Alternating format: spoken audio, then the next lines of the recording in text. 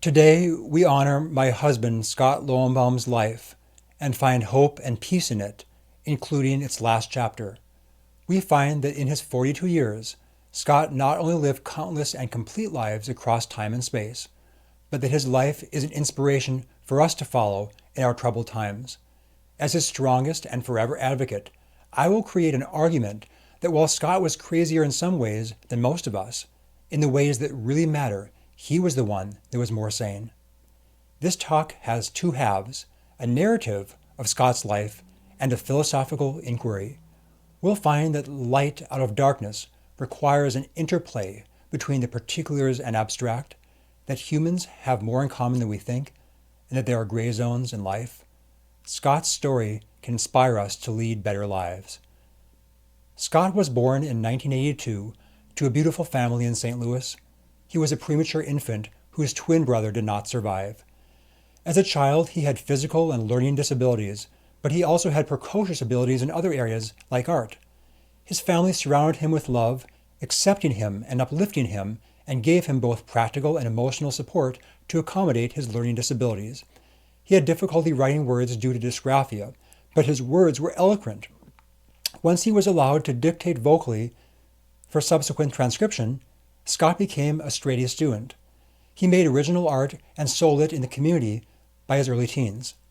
He developed a passion for antiques, having a photographic memory and knowing the history of over 100,000 objects. He had a successful small business buying and selling antiques before he graduated high school. He could have done none of this without his loving and resilient family and community. He went on to college at Washington University in St. Louis. He majored in art history. He planned a career as an artist, but was already self-taught and didn't need more training. He wanted to connect to the greater intellectual history of art and humanity. He was a true Renaissance man with myriad interests that he shared with people from all walks of life and in different circles. I met Scott in late 2004 during my first year in medical school in St. Louis when we were each 22 years old. Scott was finishing up college. We met on Yahoo Personals. Social media was simpler back then. There was just a photo and a brief description of interests. But in that photo, I saw the man of my dreams. Curious, warm, and sincere. When we met for dinner, I was taken back by how confidently unconventional he was. Scott was wearing a suit he made himself with silk-screened patterns stamped on the lapels. He was the most creative, genuine, unfiltered person I had ever met. At first, I was a bit intimidated by this, worrying we would not be the right fit, because I was a shy and measured science kid who had conventional aspirations at the time, viewing art and humanity as more like accessories to life. I also had just accepted myself as gay and hadn't told anyone else, and I did find non-heteronormative experience a bit unsettling. But we were a natural complement because while we were different on the outside, we had similar souls.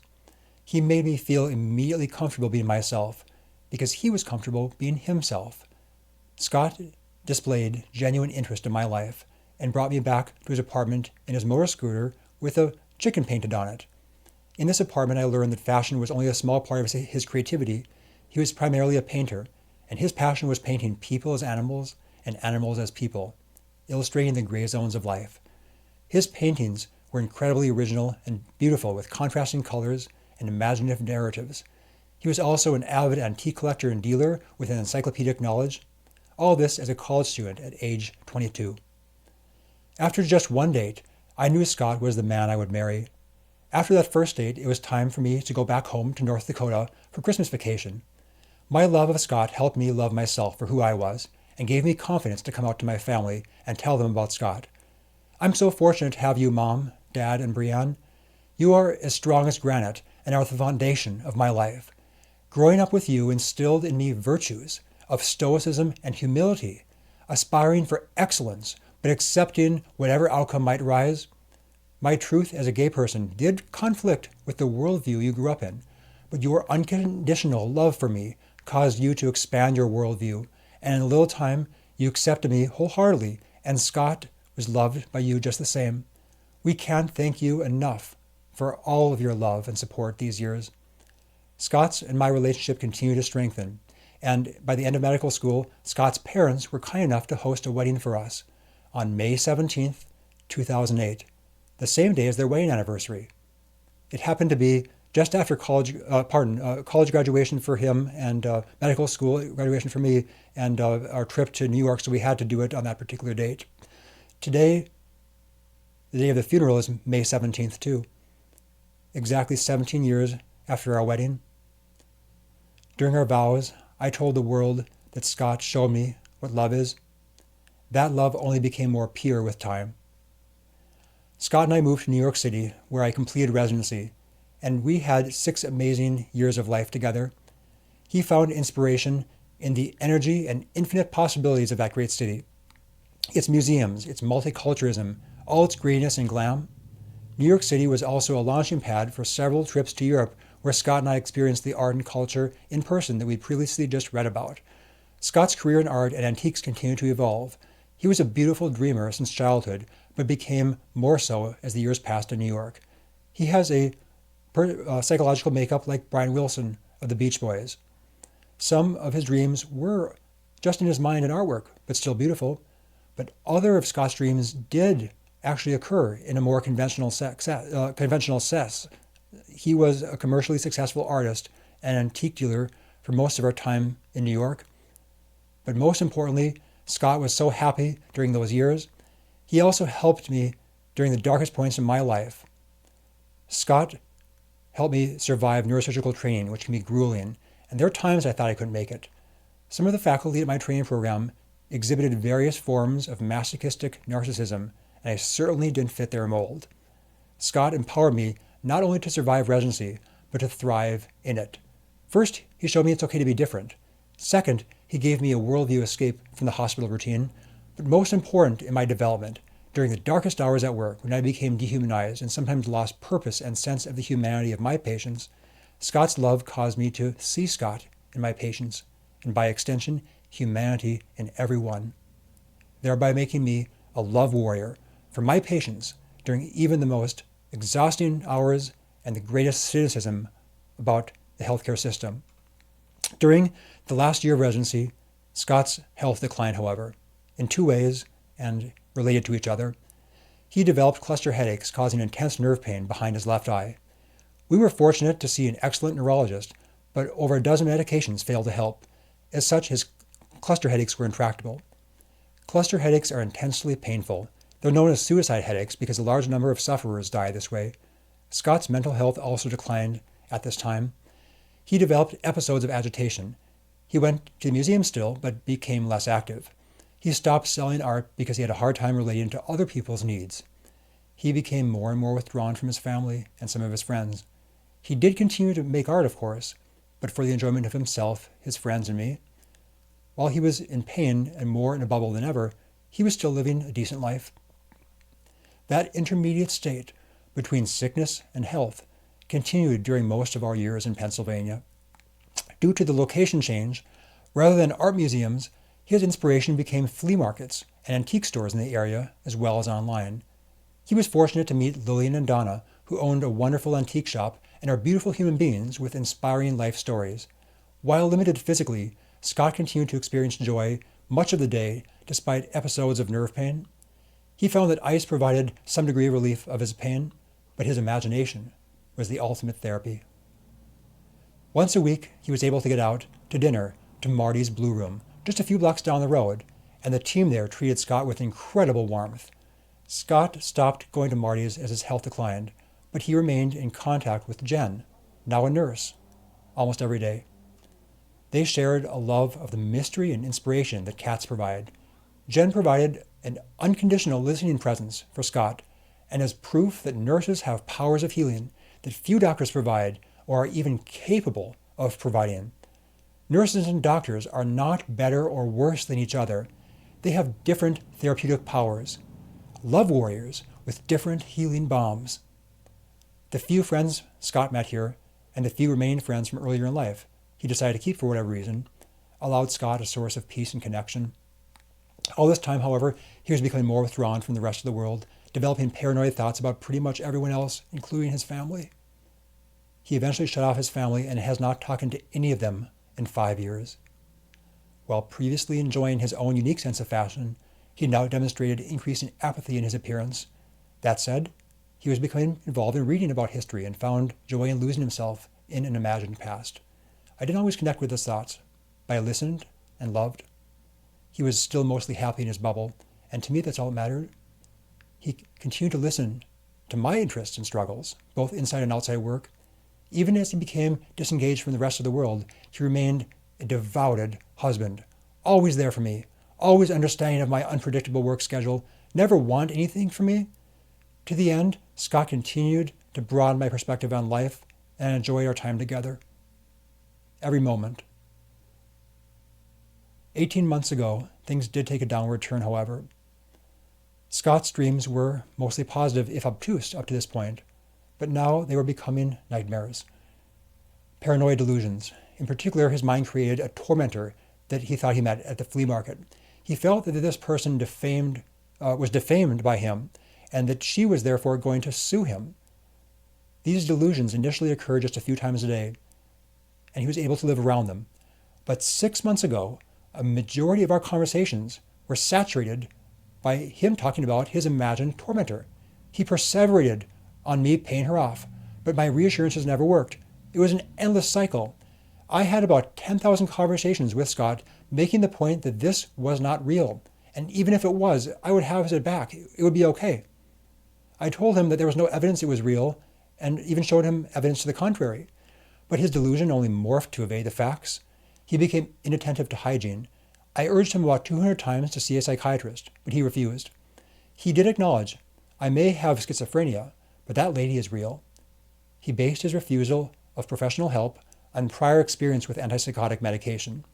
He was prescribed this for mental health issues as a child, and he reported that it dulled his affect and prevented him from making art, because in addition to the negative visions, it also stopped the positive ones. He tried antipsychotic medication as an adult also for his cluster headaches, because this is sometimes used as second-line treatment. But I witnessed the fact that he, too, that was 10 years ago, did develop as kind of a detached zombie-like state when he was on this medication, and he was not able to create art with it. He told me he'd rather be crazy than a zombie, and so he went off the medication 10 years ago. As his health declined a decade later, I urged him to reconsider medication, or at least get a professional consultation and maybe try a different medication. But he adamantly and continually refused. I told him I disagree with him, and again and again, 200 times. He never expressed a plan or desire to hurt himself or anyone else. When I pressed him on his delusions, he did become psychologically aggressive, but never physically violent toward me. So we learned to agree to disagree about this topic. Despite his decline, Scott continued to show sensitivity about his life, my life, and his few remaining friends' lives. He started insisting on making me every meal I ate each day. He had both physical and mental disabilities that prevented him from safely cooking using conventional cooking methods, but he made the best tasting pastas and curries with just an air fryer and microwave. He remained exceptionally devoted to me during times of high job stress, but some things were different. He stopped buying antiques altogether 6 months ago. He stopped asking for new art supplies. He told me he needed to finish unfinished art with old art supplies that were about to expire. Last Sunday, the day before he died, I had a minor paper cut while preparing cardboard for recycling. Scott insisted, as he always did, with minor scrapes, that I apply antibiotic ointment. He was genuinely concerned, maybe even overprotective about my well-being, even to the last moment. Monday morning was normal, and we said goodbye, nothing out of the ordinary, but that was the last time I saw Scott alive. Monday afternoon around 4 p.m., Scott asked me when I'd be home, because he always made me fresh lemonade, sugar-free with sucralose, to have after the 1-hour run I take when I get home. I told him I'll be home in about a half an hour, so make it in an hour and a half. When I arrived, our home was empty, except for cats, art, and antiques.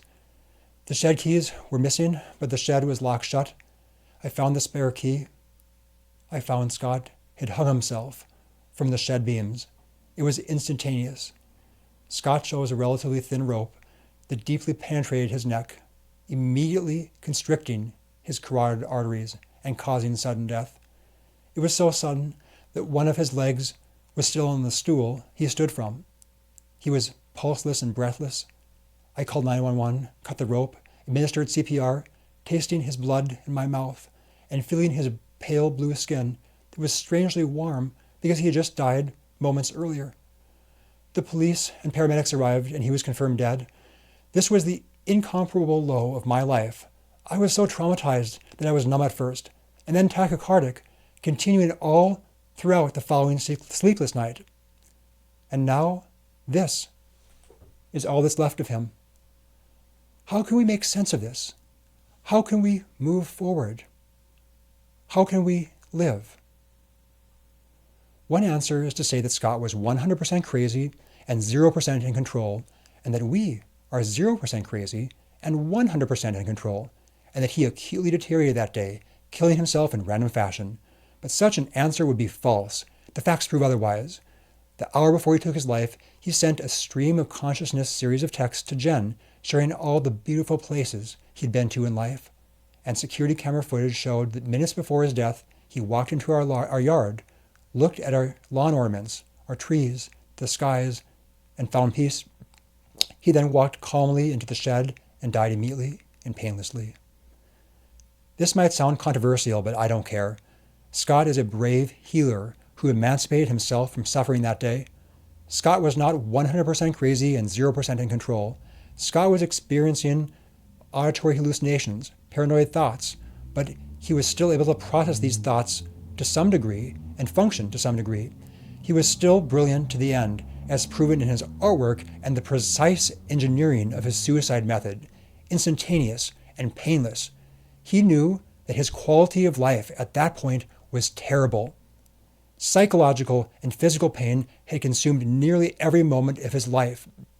He had nothing to live for, and there was no likelihood that medication would help him and would likely hurt him.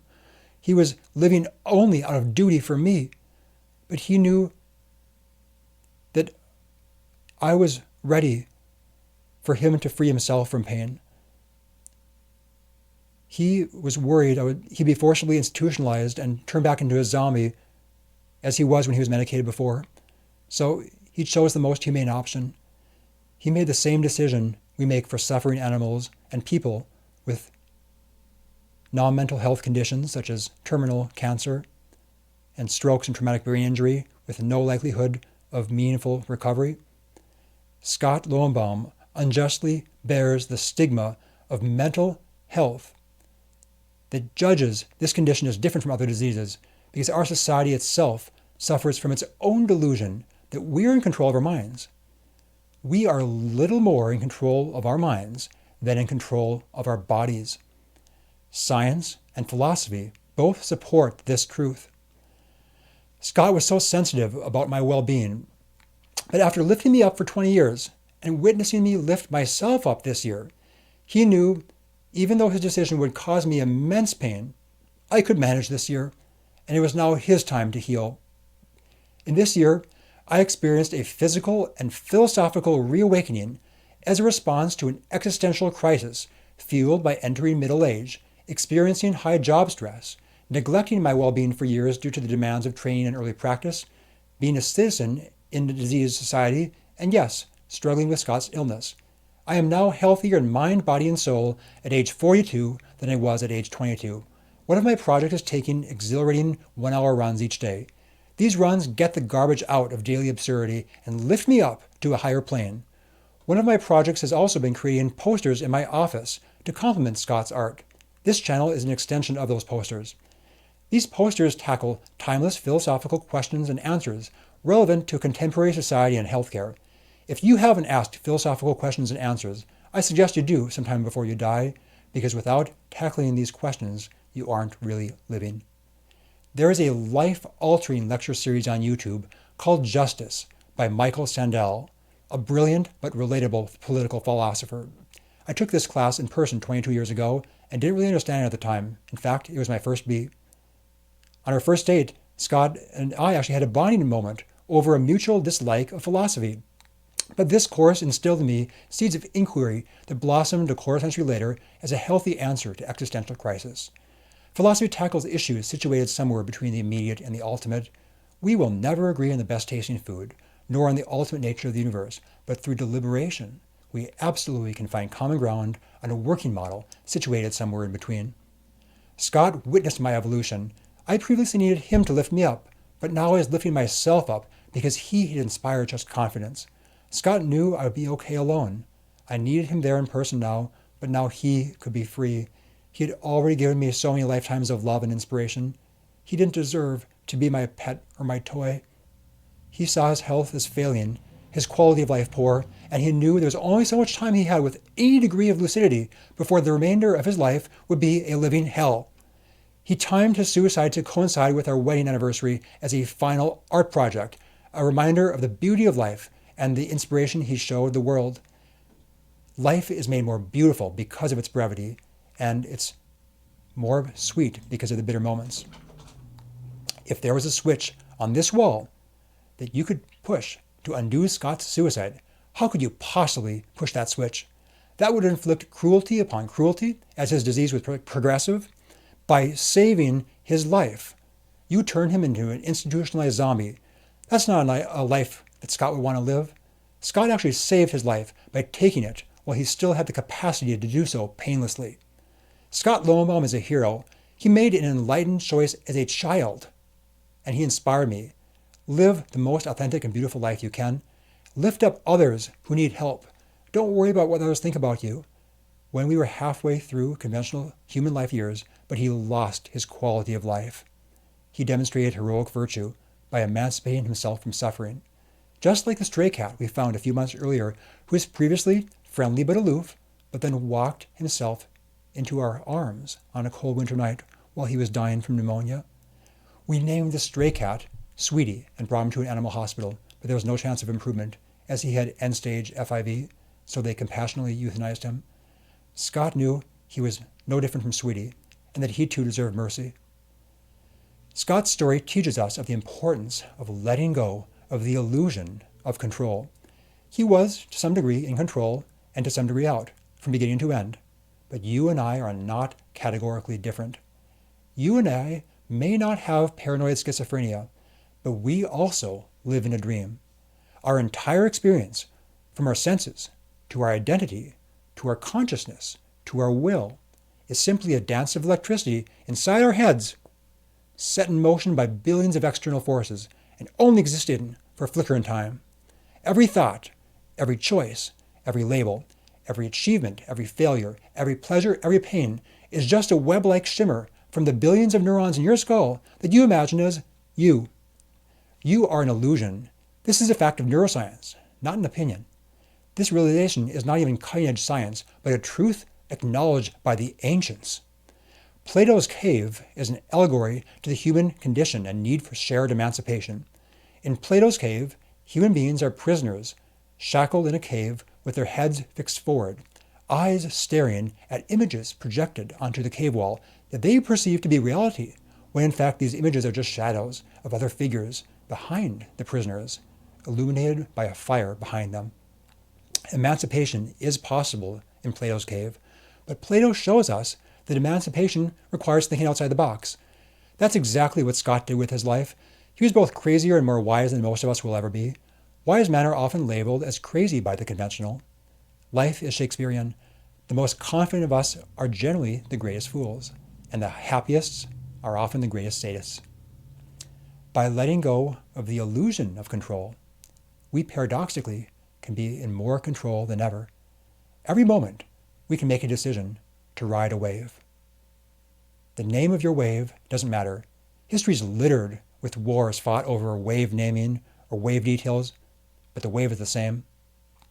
The wave is situated somewhere between the immediate and the ultimate. The wave does two things. It first cleanses us from the arbitrary absurdity of our existence. Today, Scott's tragic death, and the dust-like outcome of our own lives. We become stripped down, the nightmare ends, and we ride the wave. The wave cleanses us of all the material things that shackle us the most. But besides cleansing, the wave has a second effect on us. It provides us with a perspective. It lifts us up. Even though we may end up as nothing, as a matter of fact, our experience is something. We have a post-material existence, electric and fleeting, not in real control, but still capable of having impact. Dust is our origin and destination. but now we think, and thus we are. We experience pleasure and pain, and those are real, albeit imagined. Once we acknowledge we're in a dream, we can live a better version. Happy Easter. It's okay for a non-religious person like me to say this and live it. Later today, I'll invite you to drive by our home, either in person or online, just a few blocks away at 191 West Church Street in Nanticoke, Pennsylvania. Scott and I keep these Christmas and Easter decorations out year-round as we find inspiration in the story of the ultimate wounded healer. We each experience suffering daily, Scott with intractable nerve pain, and I as a neurosurgeon experiencing the human stigmata of disease. The story of Easter is an allegory to the universality of suffering and need for emancipation. Our answers may differ, but in today's troubled times, we need to reawaken the possibility of shared communion. Scott and I live in a turn-of-the-century saloon and meeting hall. We purchased this 10 years ago from a lovely Christian couple who rescued it from ruin. Despite distorted senses, Scott's reasoning skills remained sharp throughout his life. He was a genius, not just about art, antiques, history, and literature. He had incredible knowledge and reasoning skills about practical things too, like carpentry. One day I'll have you guys over to our house, and you'll see how we transformed an old-school saloon from the turn of the century into a museum. Scott gave me pointers about all the carpentry needed for this. His fund of knowledge and practical problem-solving skills were immaculate to the end. When you come over to our house, again, in person or online on my channel, I'll show you the basement of the former meeting hall. Many years ago, this hall was used for all types of community events in our Pennsylvania coal town. Dances, funerals, union elections. Like yours, our sense of community has been lost and replaced by a contemporary cyberpunk nightmare. But there's still hope, and it's there you'll find in the basement. There you'll find abandoned relics from a bygone era, nursery furniture, and dark wood chairs that would fit well in a funeral. This provides a beautiful allegory to real life. We are all in a midlife crisis, somewhere between birth and death, and the answer to existential crisis is quite simple: to exist, and to do it in the most healthy, real, and meaningful way possible, every moment. I recently became reawakened in the need to exist now after experiencing unprecedented job stress from the dystopian reality of American healthcare. I've lost countless patients and even a few colleagues to the pathologic U.S. healthcare system. In addition to emotional stress, I gained 20 pounds since becoming a doctor. But in that basement, I found a way to heal myself and become better at healing in turn. By situating myself halfway between birth and death, I take exhilarating 1-hour runs each day. I've lost those 20 pounds and am now healthier in every way than I've ever been. I have faith that you too can evolve if you simply slow down, think, listen and feel, strip down, then build up. Recognize false dichotomies and zero-sum games as the logical errors they are. To love your neighbor, you must love yourself. And to love yourself, you must love your neighbor. Lost innocence cannot be returned to us. So the only good life is an unsettled one, a lived existential crisis. The best answer possible. Our society trains us to value superficial pleasures and inoffensive platitudes over life itself. But there's hope for humanity and humanity. It starts by telling the whole truth and sharing pure love, and it ends by the decision to turn off the disease switch. Robots and AI are not the answer. The answer is to live the foundational principles articulated by the Enlightenment and the ancients. What is the good life? Is freedom even possible? What is respect? Are we only living on the surface of life to die having never lived? Even a non-religious person like me must have faith in something to stay alive, and we should welcome others to express their faith, as long as it doesn't hurt us.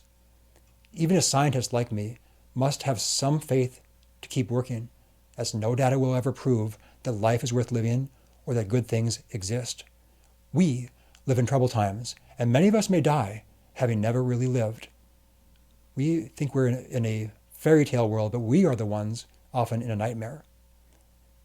We have so much more to live simply by slowing down, thinking and feeling and listening to one another.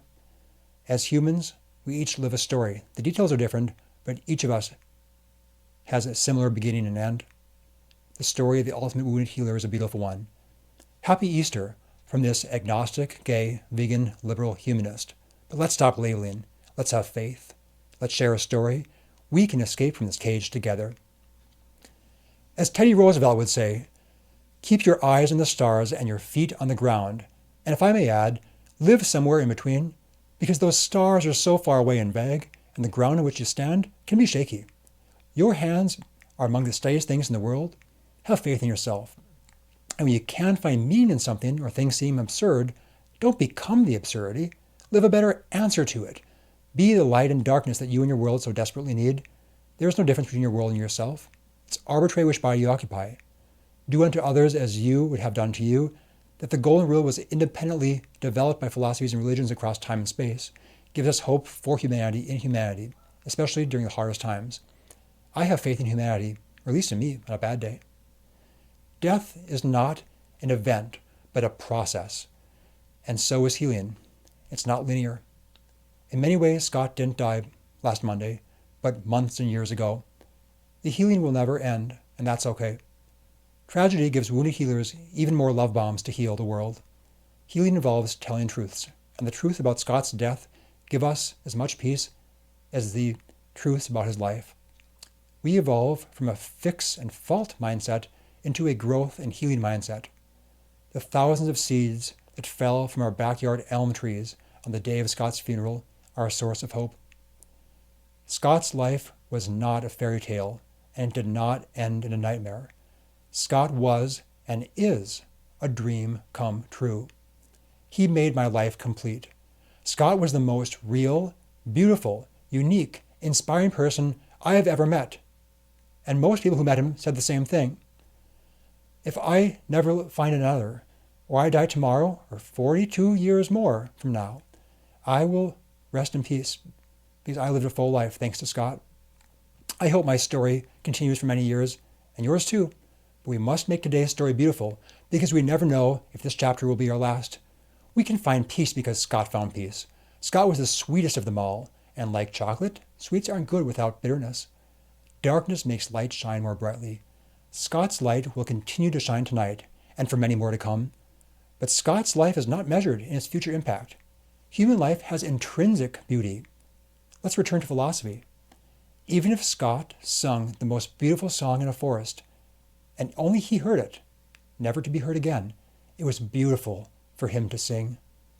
And now you should sing your song. Life is beautiful. Life is now, and possibly only now.